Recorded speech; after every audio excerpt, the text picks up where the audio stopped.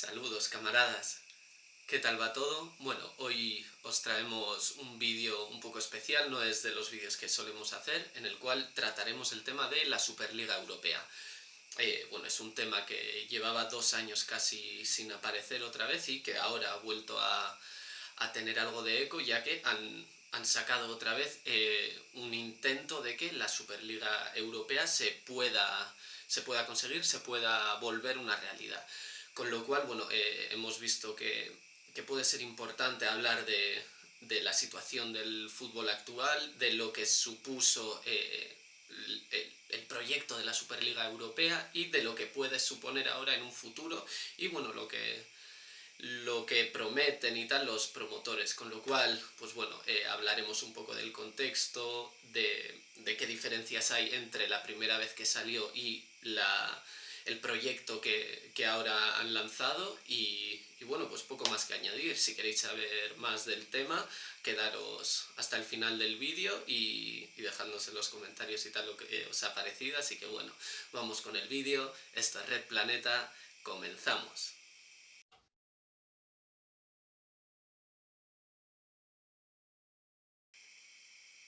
Bueno, hacia el 8 de febrero de este 2023 salía otra vez una noticia en la cual la Superliga Europea volvía a la palestra, volvía a ocupar la pantalla de los grandes medios, las portadas de los periódicos, etcétera, etcétera, y volvía a ser un tema en boga. ¿Qué pasa? Que, bueno, me parece importante contextualizar todo esto, es decir, desde el primer proyecto de la Superliga Europea hasta este proyecto, lo que ha cambiado, cómo se ha desarrollado todo esto y tal. Entonces, tenemos que saber que el primer proyecto de la Superliga Europea salió el 19 de abril del 2021. Fue el primer intento de formalización de esta liga y en un principio, bueno, se había planteado de esta manera. Iba a haber 12 equipos, los 12 equipos más grandes de Europa para ellos, como pueden ser el Real Madrid, el Fútbol Club Barcelona, el Atlético desde España, y luego estarían el Milan, la Juventus, el Tottenham, Manchester City, Chelsea, etcétera, etcétera, ¿no? Nos podemos imaginar los 12 clubes con más renombre de toda Europa. Luego habría 3 equipos invitados por estos grandes clubes y 5 equipos que, bueno, se clasificarían por sus méritos deportivos. En total sería una liga de 20 equipos que se jugaría entre semana, un poco como la Champions, pero de una manera nueva.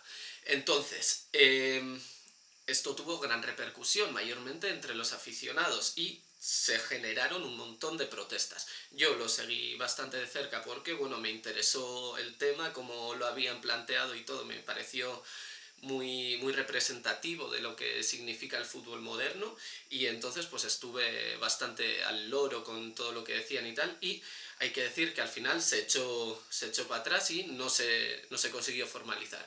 ¿Por qué? Mayormente hubo muchas protestas de los aficionados del fútbol en general, y particularmente los aficionados ingleses fueron los que más eco obtuvieron, ya que pues bueno, hicieron una serie de protestas que obligó a sus clubes a no participar en esta. Entonces, poco a poco se fueron cayendo los clubes, tanto los ingleses como los demás, hasta que se quedaron muy pocos. ¿Qué pasa? Que no fueron solo los aficionados los que se opusieron a esta Superliga Europea. ¿Por qué? Porque obviamente a los equipos de fútbol también les afecta, ¿no? Una Superliga tan excluyente, porque habría 12 equipos fijos que se llevarían todo el dinero y luego los demás 8, 3 invitados y 5 que se clasificarían. Entonces era una Superliga muy excluyente. Entonces, ¿qué pasó? Equipos como en España, por ejemplo, la Real Sociedad y el Celta se opusieron. Hubo muchas voces de entrenadores de mucho renombre como Alex Ferguson o Pep Guardiola que también se opusieron. Con lo cual, pues bueno, eh, si el 19 de abril salió el primer proyecto, para el 21 de abril la mayoría de equipos se fueron.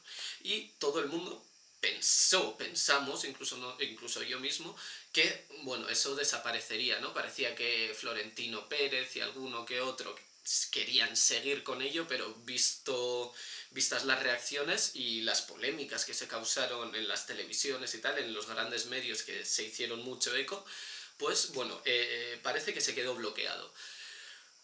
Pero de repente, como he dicho, este pasado 8 de febrero volvía el tema a estar en boca de todos porque se retomaba el proyecto, pero ahora renovado totalmente. Entonces, este nuevo proyecto es liderado hoy en día, porque vamos, no llevamos ni 2 semanas desde que salió el proyecto a la palestra. Ha sido liderado por Florentino Pérez, el presidente del Real Madrid, Joan Laporta, presidente del Fútbol Club Barcelona, y Andrea Agnelli, expresidente ahora de la Juventus. Bueno, el CEO, el mayor impulsor de esto también, estaría Bernd Reichertz, no sé cómo se dirá, pero bueno, que es pues bueno, un empresario más que ha visto opción de negocio aquí. Y presentaron un decálogo delante de unos medios mayormente españoles, donde hablaba de qué puntos serían los más importantes en este nuevo proyecto de la Superliga. Entonces, yo en un principio no tenía pensado hacer este vídeo, pero cuando empecé a investigar un poco sobre el decálogo, sobre las opiniones que se generaron, me causó bastante choque una serie de reacciones que hubieron. Primero, que los medios tampoco se hicieron tanto eco como la primera vez, tampoco ha habido tanto revuelo, que bueno, luego veremos el porqué, pero bueno, para iros adelantando, yo creo que aprendieron muy bien de la primera vez, de todo el eco que se creó, entonces esta vez han ido con pies de plomo y ocultándolo un poco también para que no se cree este revuelo, ¿no? Porque ya la Superliga Europea crea oposición o crea reticencia hacia el aficionado, ¿no? Y por otro lado, que la gente, mayormente en las redes sociales, ¿no? Personales, pues individuos se mostraron bastante a favor de la Superliga porque decían que iba a salvar el fútbol, ¿no? El fútbol europeo que está de capa caída. Entonces, la cuestión es, la Superliga ha vuelto a salir ahora, un nuevo proyecto, pero con un aspecto renovado, con un aspecto más de colores, más inclusivo y tal. Y como siempre, no es más que un disfraz. Pero bueno, ahora hablaremos por qué. Entonces, hablaremos de los 10 puntos del decálogo que han ofrecido los promotores y veremos a ver qué fiabilidad puede tener y no. Entonces vamos a ver si de verdad su intención va a ser salvar el fútbol o no. Entonces, empezando por el primer punto, sería competiciones abiertas basadas en el mérito deportivo. Es decir, abiertas y cualquiera puede participar dependiendo del mérito deportivo. Y el segundo, competiciones nacionales. 2 puntos. Los cimientos del fútbol. Es decir, los méritos deportivos se basarían en lo que pasa en las competiciones nacionales y dependiendo de eso, pues eso se clasificarán o no. Tenemos que tener en cuenta que esto sería una especie de Champions League, ¿no? Se jugaría entre semana también, etc, etc. Pero un poco haciéndole contra, ¿no? Sobre la competición en sí misma es importante recalcar que han dicho que esta Superliga Europea constará de 50-60 equipos divididos en diferentes categorías, es decir, como si fuese una liga normal, ¿no? Primera, segunda, etc. Pues esto sería lo mismo, pero con 50-60 equipos que se clasificarían, como hemos dicho, por méritos deportivos, y dentro de esta Superliga habría ascensos y descensos, que bueno, esto no lo han concretado demasiado, entonces a mí, por ejemplo, la duda que se me genera es ¿qué importará las ligas nacionales si una vez en la Superliga empiezan ascensos y descensos? ¿Qué importa que el año pasado, el año que viene quedes segundo? Si luego has descendido en la Superliga, no volverás a subir a primera. Entonces, hay cosas que las han dejado un poco ambiguas porque, como he dicho, aprendieron del revuelo que se creó hace casi 2 años y prefieren, pues bueno, mantenerlo un poco oculto y decir por ahora lo bueno, ¿no? Bien, vayamos con el tercer punto. Mejorar la competitividad con recursos estables y sostenibles. Ya vemos, sostenible, competitividad, mejora de la competitividad, todo muy ambiguo y muy de colores.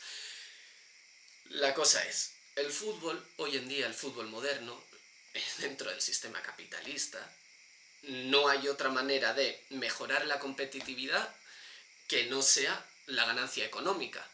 Con lo cual, que digan que quieren mejorar la competitividad de una manera sostenible y tal y cual, cuando no es así, hoy en día no es así, vemos que de lo que trata de verdad es aumentar las ganancias de los clubes, es decir, da igual que tu club esté compitiendo muy bien si económicamente es un desastre, con lo cual está aumento como toda empresa capitalista, que es lo que son los clubes de hoy en día, empresas capitalistas y punto, que buscan aumentar la ganancia, lo único que quieren es mejorar su vida económica y ya está.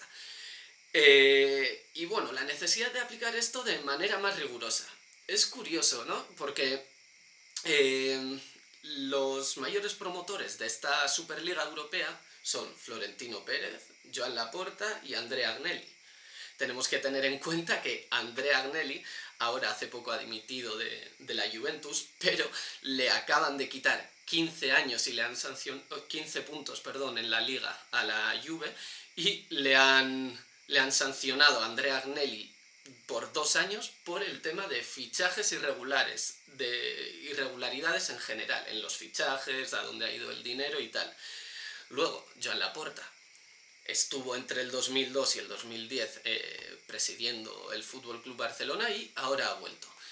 ¿Qué pasa? Que entre el 2002 y el 2010 vemos cómo hicieron que el mercado de fichajes, el sueldo de los futbolistas y tal, subiese de una manera espectacular. Luego, las irregularidades que tuvo, ¿no? Esos cobros de Uzbekistán de 10 millones que consiguió Laporta de repente, esos fichajes como Enrique o Kerrison, que no los quería de verdad el entrenador, pero los compraron de repente por una pasta y luego los regalaron prácticamente, es decir, una persona que, bueno, también era famosa obviamente, ¿no? Por las fiestas que se hacían en luz de gas y tal y cual, entonces ese también está hablando de sostenibilidad y de manera rigurosa, que, bueno, un poco absurdo, ¿no? Y luego Florentino Pérez, que, bueno, podríamos hacer un vídeo entero solo con los tejemanejes y las trampas que hay detrás de esa persona, ¿no? Detrás de Florentino Pérez, pero bueno, yo os recomiendo el libro de Fonsi Loaiza, Florentino Pérez, El poder del palco. Si no queréis leerlo y preferís ver una entrevista corta, tiene un montón de entrevistas hablando sobre el libro, entonces con buscar en YouTube Fonsi Loaiza y ponéis Florentino Pérez, tiene entrevistas donde explica algunas tramas, no todas, obviamente, si queréis saberlas todas, compraos el libro, muy recomendable.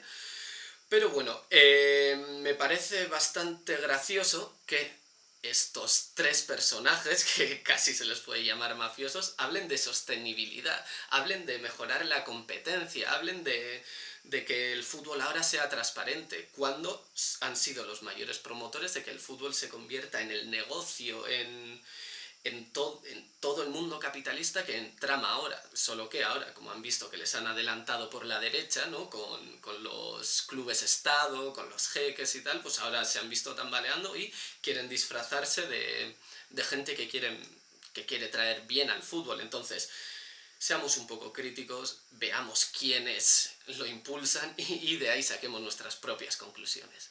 Bien, pasemos ahora al punto 4. La salud de los jugadores debe estar en el centro de nuestro deporte. Hay que decir que sí, está bien, ¿no? La salud de los jugadores y tal, pero esto les va a costar mucho. ¿Por qué? Porque tenemos que tener en cuenta que la Superliga proporcionará al equipo que menos partidos vaya a jugar 14 partidos más cada temporada. Tengamos en cuenta que la Champions, el que más partidos juega, es decir, el finalista, los dos finalistas, vamos, el primero y el segundo, juegan 13 partidos de más. Entonces, claro, no son excluyentes, entonces estaría la Superliga Europea, la Champions, que no han hablado cómo complementarían, si lo complementarían, si quitarían a uno, meter a otro. Luego, los torneos nacionales, como puede ser la Copa del Rey, la Supercopa, etc, etc. La UEFA, obviamente, que también a ver cómo las compaginan. Luego, la liga de cada país, es decir, eh, habrá que ver cómo se mantienen esos jugadores en una salud óptima, de una manera sana y tal. ¿Por qué? Porque para ellos los jugadores de fútbol ya no son personas, son mercancías, son el medio por el cual pueden aumentar sus ganancias. Es decir, los jugadores solo son piezas, objetos que les van a dar mejoras económicas a ellos, a los dueños. Con lo cual, está bien que hablen de su salud y no sé qué, pero no suena muy real. Pero bueno. Ahora, el punto 5. Competiciones gobernadas por los clubes con normas de sostenibilidad financiera transparentes y aplicadas de forma rigurosa. Bien, primero, gobernada por los clubes, es decir, que los clubes decidan el funcionamiento y tal. Está muy bien, ¿no? Suena súper democrático, súper horizontal y tal. Pero seamos sinceros, son equipos que se han hecho famosos porque se posicionan por encima de lo demás. A la Juventus le pillaron hace unos años ya comprando árbitros y tal. Ahora ha salido algo así sobre el Barça, que si no me equivoco era en el 2014, 15, por ahí, donde empezaron a comprar también árbitros, tenían DVDs de árbitros, etc, etc. Con lo cual, que ahora nos vengan a decir de gobernada por los clubes de una manera igualitaria, democrática, no sé qué, no lo han hecho hasta ahora porque nos creemos que ahora lo van a hacer. Es absurdo, es absurdo. Y luego, ¿qué más decía aquí? Bueno, y sostenibilidad financiera transparentes y aplicadas de forma rigurosa. Primero, transparentes, no lo son ni ellos, y ya lo hemos visto, es gente que está en el punto de mira por las trampas que hace, que son públicas. Aplicarlas de forma rigurosa, ¿cómo? Pero si se ha visto que a la mínima tienen capacidad de comprarse a los árbitros, de comprarse a cualquiera que vaya a vigilar qué tal va su economía, su transparencia y tal. Entonces, ¿de verdad que lo van a hacer ahora? No, obviamente no. Entonces, bueno, seamos un poco realistas y que al final el pasado, lo que ha pasado hasta ahora, ya nos puede decir, nos puede vaticinar cómo se viene el futuro. Luego, el punto 6. Su intención es crear la mejor competición de fútbol del mundo. 2 puntos. El objetivo debe ser desarrollar una competición europea. Bueno, bien, no pasa nada, pues quieren crear una competición europea y a nivel mundial que sea famosa.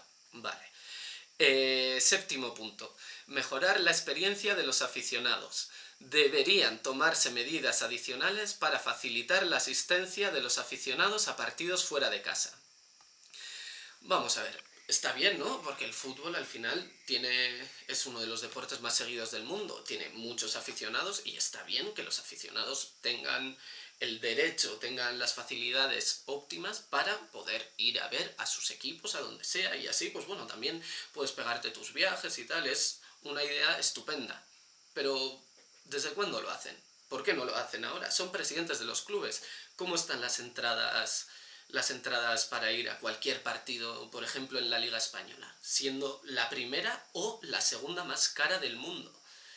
¿Y qué hacen? ¿Bajarlo? No, al revés, van aumentándolo, con lo cual, si no lo hacen ni con sus propios clubes, ¿de verdad nos creemos que lo van a hacer a nivel europeo, a nivel mundial? Es absurdo, es que es imposible. Y luego, ¿cómo mejoran? Vamos a ver lo que acaba de hacer ahora el Fútbol Club Barcelona en su estadio, en el Camp Nou. ¿Qué pasa? Que acaban de prohibir llevar insignias del equipo rival dentro del Camp Nou.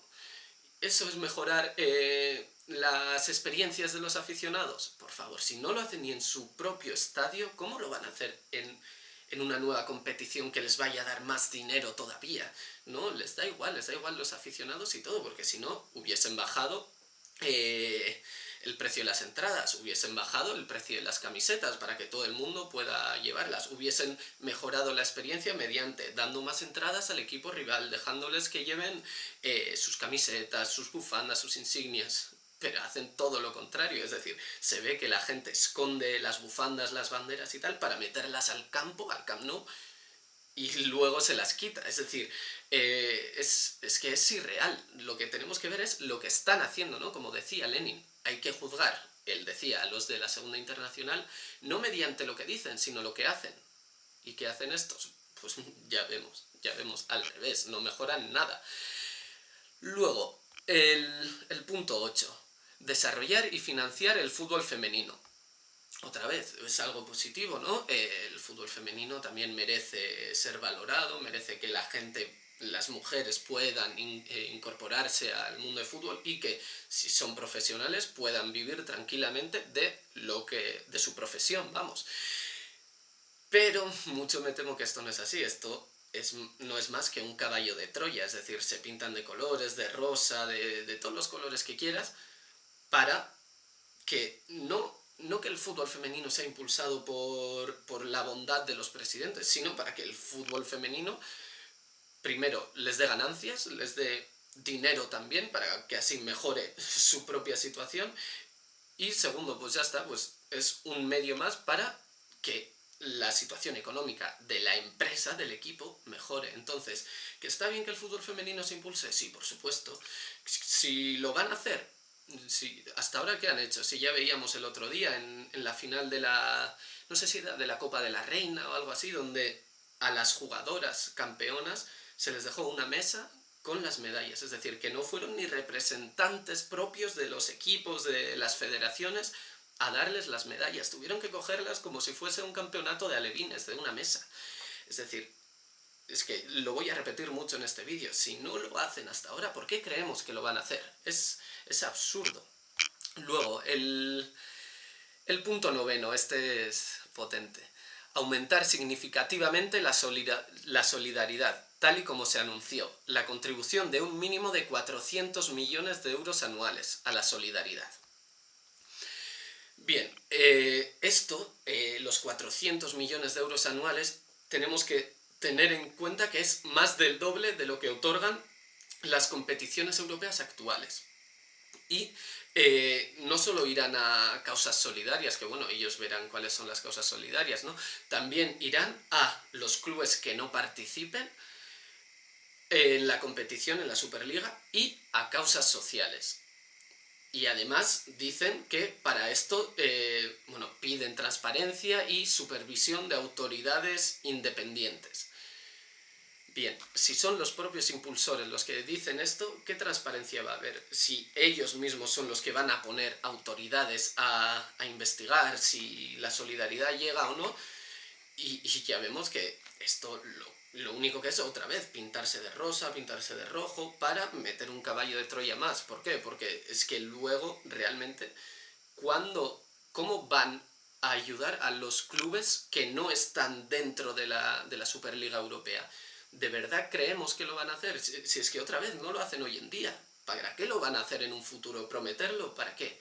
¿Qué va? ¿Qué va? No, si están comprando los árbitros de una entidad más alta que el club, como es, por ejemplo, de la Liga Española, si compran esos árbitros, si compran árbitros a nivel de Champions, a cualquier nivel, les da igual, ¿cómo van a ser transparentes ahora? Por favor. Y luego el 10º ya es un marco legal sin más, que es respeto de los valores y normativa de la Unión Europea. Ningún club europeo debería verse obligado a someterse a sistemas de resolución de conflictos ajenos a la Unión Europea. Es decir, no tiene mucho misterio, es un marco legal que ellos dicen que van a respetar para, otra vez, buscarse una excusa y la aprobación de estas entidades europeas. Porque la creación de la Superliga, tenemos que tener en cuenta que está teniendo bastantes trabas por el Tribunal Supremo de Justicia, también está teniendo sus altibajos con ellos, sus toma y dacas, y entonces decir que van a respetar el marco de la Unión Europea, pues bueno, puede hacer que representantes de la Unión Europea miren con buenos ojos a esto. Entonces, una vez repasados estos 10 puntos, el decálogo que presentaron, la verdad que tampoco hay mucho más que decir. no ha salido demasiado en las noticias, no se ha debatido tanto, han bajado, la verdad, que las perspectivas que tenían antes, ¿no? Se han pintado de colores, se han maquillado, como lo hemos visto, pero el tiempo hablará y demostrará que esto es una artimaña más para aumentar la ganancia, la tasa de ganancia de cada equipo, que es prácticamente, como digo, cada empresa. El único revuelo que se ha creado esta vez, porque en las redes y tal tampoco ha habido mucho, porque viendo el decálogo, pues bueno, parece algo que va a mejorar el fútbol, pero bueno, nosotros tenemos que tener la capacidad de hacer un análisis crítico y ver cómo se puede desarrollar esto. Pero el mayor duelo ha sido entre burgueses mismos, es decir, entre las competiciones que hay hoy en día, por ejemplo, con la Liga, con Tebas, ha habido conflicto. Tebas les ha acusado de que es el lobo disfrazado de abuela que va a por la Caperucita. Entonces, Tebas critica a estos de que han sido los que se han encargado de reventar el fútbol, de ponerlo al nivel económico, a las exigencias que hay hoy en día, y que son poco transparentes y además tramposos. Y los otros, Joan Laporta, Florentino, Richards y todos estos, les acusan de lo mismo a la liga, de ser poco transparentes, de tener intereses propios, etc. Es decir, se echan en cara lo mismo. Pero ¿qué pasa? Que los dos tienen razón. Que uno sea mafioso no significa que el otro no lo sea. Es decir, cada uno tiene sus intereses. Entonces, dicen que la liga no permite una competición sana. Y la liga, por ejemplo, le echa en cara a estos equipos, le echa la culpa a estos equipos. Pero veamos dónde está el interés de repente, por qué ha habido tanto interés por parte de, por ejemplo, Florentino Pérez para que salga la Superliga Europea. Desde los años 2000 hasta el 2015, digamos, o bueno, incluso más, hasta el hoy en día, la Liga Española ha sido digamos, la mejor liga, donde más exigencia había, no exigencia solo deportiva, porque hay ligas de otros países que también deportivamente tienen muchas exigencias, sino que exigencias económicas. ¿Por qué? Tenemos que recordar los fichajes. Yo me acuerdo, Ronaldinho fue el fichaje más caro y vamos, no llegaba a los 70 millones de lo que valió Ronaldinho.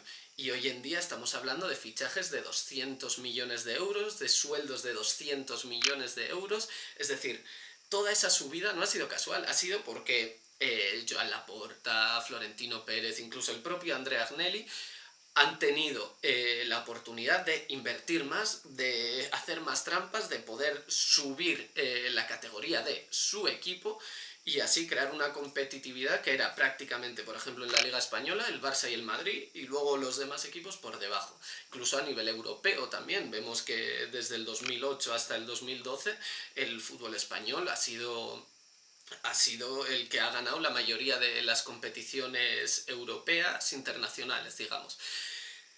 Entonces, que ahora vengan ellos a decir que no, que hay que buscar equidad, una competitividad sana, ¿por qué? Como hemos dicho, les han adelantado por la derecha, han llegado unos jeques y han dicho, ¿quieres jugar a ser una empresa capitalista? 200 millones de euros en fichajes de una sola tirada.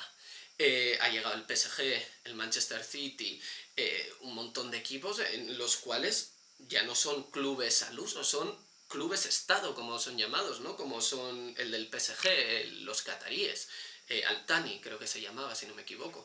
Entonces, ahora que han visto que estos presidentes no son capaces de competir, ¿qué pasa? Que es casi como si un Estado, cuando ve que no puede competir con sus empresas a nivel internacional, pone aranceles, empieza con una política de proteger lo suyo, ¿no? Protectivista y tal. Entonces, lo único que es esto es una maniobra para asegurarse ganancias económicas propias, capitalistas. ¿Por qué? Porque son los que han montado el circo del fútbol de hoy en día, son los que han montado el circo de la corrupción, el circo de los sueldos estratosféricos, el circo de los derechos televisivos, el circo de la privatización del fútbol. Igual yo soy el único que se acuerda de cuando se podían ver semifinales, finales de la Champions, todo en las televisiones públicas. Yo la veía en la televisión vasca, en la ETV, he llegado a ver la Champions. La gente se podía ver en la televisión española, en la primera, se podía ver públicamente y gratis. ¿Qué pasa? Que los derechos televisivos ahora son abusivos, pero en unos niveles estratosféricos. ¿Quiénes se lo pueden permitir? Empresas privadas como DAZN, por ejemplo. Entonces, ¿qué pasa? Que ahora tú enciendes la tele y desde los medios que no son de pago, desde los públicos, tú no puedes ver cualquier partido. Antes sí.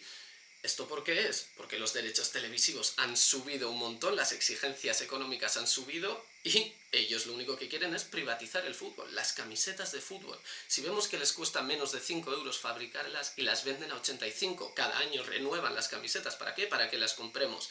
¿Por qué? Porque no les interesa mejorar la experiencia, como ellos dicen, ¿no? La experiencia del aficionado, porque entonces rebajarían los precios de todo, rebajarían los precios de las entradas. Si vemos las entradas, antes una entrada de fútbol te podría valer 25 o 30 euros en un partido bueno, y hoy en día es desde el peor sitio, arriba del todo, en una esquina donde no se ve nada, estás pagando 50 euros por ver un partidillo normal. Y de 100 euros no te va a bajar ninguno que sea ya de categorías fuertes, como puede ser la Champions, etc. Con lo cual, que vengan ellos a intentar decirnos que su intención es mejorar el fútbol, la experiencia y tal, no podemos creernos eso, porque si el fútbol moderno se ha convertido en lo que se ha convertido, en unas tapaderas de corrupciones, en intereses económicos, meramente intereses económicos, y si los aficionados nos hemos convertido solo en los garantes de que el fútbol dé dinero, no se pueden pintar de rosa, porque sabemos que la culpa es de ellos, y que ahora hayan salido diferentes equipos que les han adelantado, pues de repente que quieran ponerse a su nivel, es que es otra vez otro choque entre burguesías, entre intereses económicos, y eso lo tenemos que tener muy claro. Entonces, por ahora lo único que nos queda es ver cómo evoluciona todo el tema, pero yo creo que si se mantiene así la Superliga saldría. Antes yo la verdad que al principio, viendo lo que plantearon, decía no, no puede salir esto porque es absurdo, vienen mal hasta los propios equipos. Pero hoy en día, como se han pintado así de colorines, habrá que ver cómo se da el duelo entre los capitalistas clásicos de la Liga, de la Champions y tal, y los nuevos que quieren mejorar su situación económica. Porque, bueno, Laporta, Florentino y tal ya están diciendo que con la Liga Inglesa no se puede competir, y le están señalando a la Liga Inglesa. Pero ¿qué pasaba? Que anteriormente la Liga Inglesa señalaba a la Liga Española y decían, es que no se puede competir con esos sueldos. Es decir, competencia, otra vez, es que es un mercado capitalista más, no podemos imaginarnos todo en nombre del deporte y del fútbol y todo bonito, no, jamás. Entonces, lo único que quiero decir es que recordemos que todo es política y que el negocio del fútbol, el fútbol negocio, el fútbol moderno, se aleja del deporte que fue una vez bueno, no digo que en el deporte no haya gente que pueda vivir de su profesión, porque al final se dedican a ello, es decir, es lícito que se dediquen a ello, pero no en detrimento de nosotros, es decir, no en detrimento de las aficiones. ¿Por qué? Porque al final no deja de ser un negocio más, y en el momento en el que no dé dinero, se van a salir todos y al deporte que le den. ¿Por qué? Porque a la mayoría le da igual el deporte. Entonces, reivindiquemos que somos los aficionados los que de verdad deberían tener importancia aquí. Si vemos que algo no nos gusta, saquemos pancartas, salgamos a la calle, incluso pongamos en redes sociales que no se puede seguir así, que el fútbol moderno ya no es fútbol, solo es moderno y capitalista, y punto. Entonces, bueno, eso es todo. Veamos cómo avanza todo esto y veamos a ver si el tiempo nos da la razón, o si no sale, que otras artimañas buscan para mejorar las ganancias de los que hasta ahora eran los dueños y señores de esto. Y bueno, si os ha gustado el vídeo, dadle a like, compartidlo también para que lleguemos a más gente y la gente se vaya concienciando. Si no nos seguís en YouTube, seguidnos. Tenéis vídeos también sobre un montón de temas políticos ya ahí. Si no nos seguís en nuestras redes, seguidnos en Facebook, Twitter, Instagram y TikTok. Y donde subimos, bueno, contenido, si no es a diario, es casi a diario. Pasaros por nuestro blog de entrevistas, donde tenemos entrevistas que seguro que os interesarán sobre desde a partidos políticos, situación geopolítica, historia, etcétera. Y también entrad a nuestro enlace de Gumroad, donde tenéis documentos tanto escritos por mí como por Oyer, como clásicos que no los encontrábamos nosotros, entonces los tenéis ahí, la verdad que a precios muy asequibles. Y también os dejamos nuestro enlace de PayPal por si queréis hacer alguna donación para ayudar también al canal a que crezca, a que mejoremos la calidad y el contenido. Y bueno, pues eso ha sido todo. Cualquier cosa podéis dejarlo en nuestros comentarios y nos vemos en el próximo vídeo. Saludos.